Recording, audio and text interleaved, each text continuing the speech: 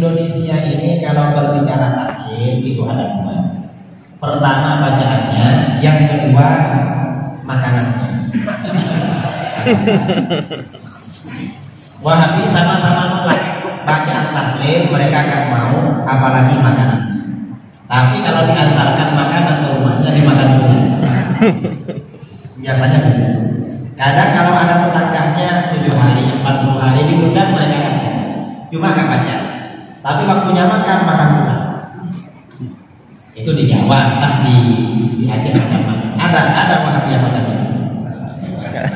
Nah, kalau yang dimaksud tahlil ini bacaannya, tahlil itu artinya bacaan zikir untuk mendoakan.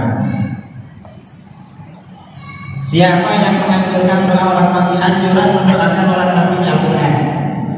Imam Nawawi dalam kitab Riyadhus Shalihin menulis bab doa anil mayyit, mendoakan orang mati.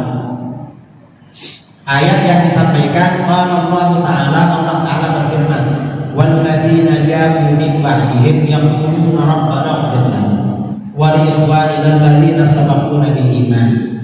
Orang-orang yang datang sesudah mereka, artinya generasi penerus yang masih hidup, selalu berkata, wahai Tuhan kami, ampunilah dosa-dosa dan ampuni saudara-saudara kami yang telah mendahului kami meninggal membawa iman.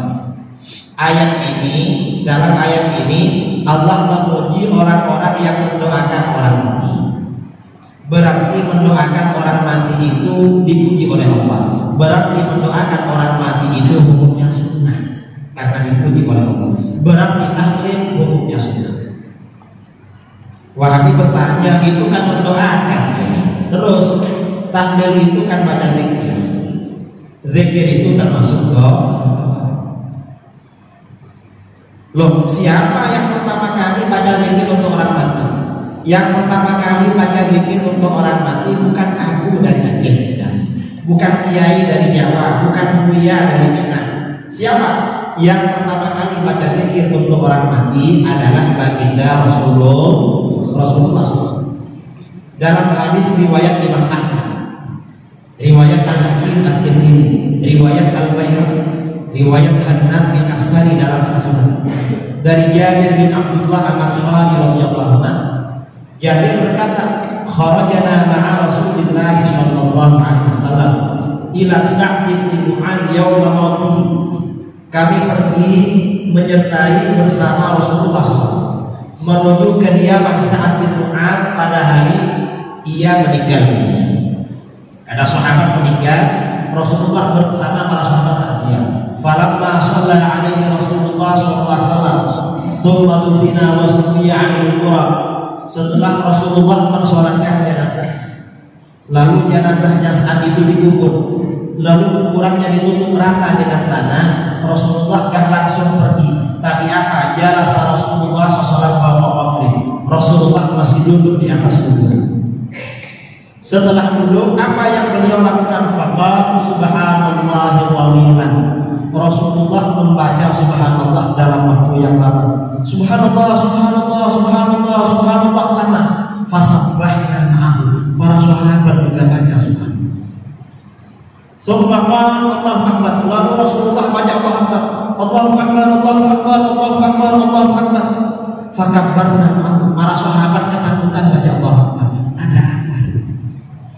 Dalam satu riwayat Rasulullah baca la ilaha illallah. Lama baca.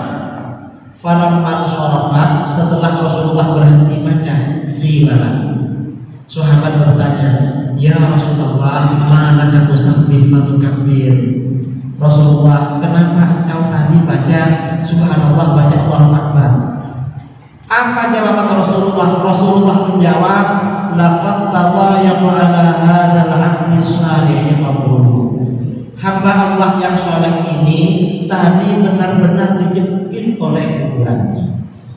Orang soleh dijepit kuburan. Kira-kira yang gak soleh bagaimana? Kira-kira.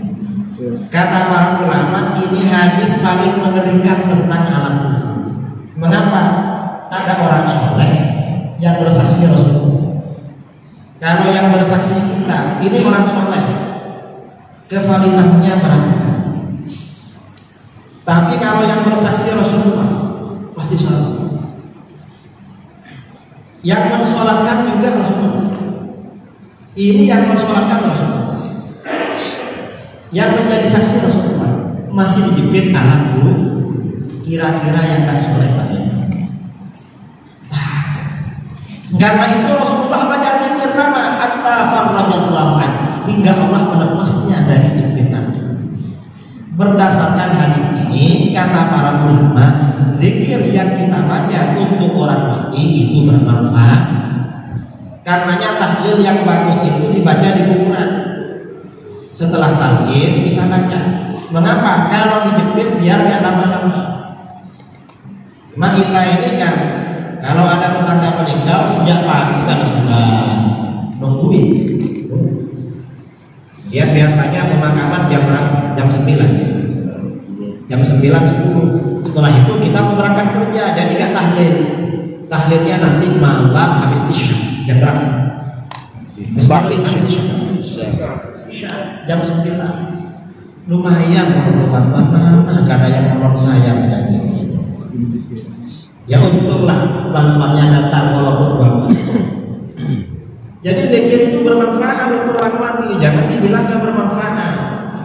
Dan zikir ini, doa untuk orang mati juga bermanfaat bagi tetangga. Apa manfaatnya?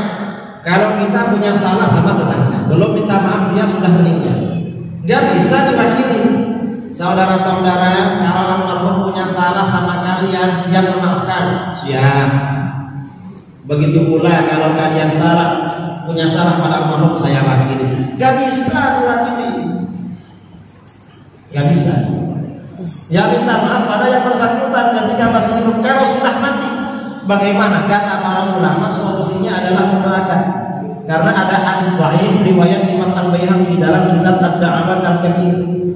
Kafaratu man yaqtahu an tastaghfira lahu ba'da mauti, yang menghapus dosa kamu pada orang yang meninggal, kamu doakan pada Allah agar mengampuni dosa. Itu tahlil bagi kita. Kalau kita punya salah, kalau kita nggak punya salah, itu sedekah pada yang bersangkutan. Allah membalas pada kita. Itu bagi orang tetangga. Bagi anak cucu yang mendoakan orang tuanya bagaimana? Anak cucu yang rajin mendoakan orang tuanya, rezekinya di dunia dibikin mudah oleh Allah. Tapi yang nakal mendoakan orang tuanya, rezekinya dibikin sulit. Nauzubillah. Nah, dalam hadis riwayat Imam Ad-Dailami, "Idza tarkan ad-du'a li walidayhi inqata'a anhu rizqu fid dunya." Apabila seseorang meninggalkan doa bagi kedua orang tuanya, rezekinya di dunia diputus. Berarti kalau rajin mendoakan rezekinya. Ini banyak tahlil. Jangan dikira tahlil itu tak ada dalilnya.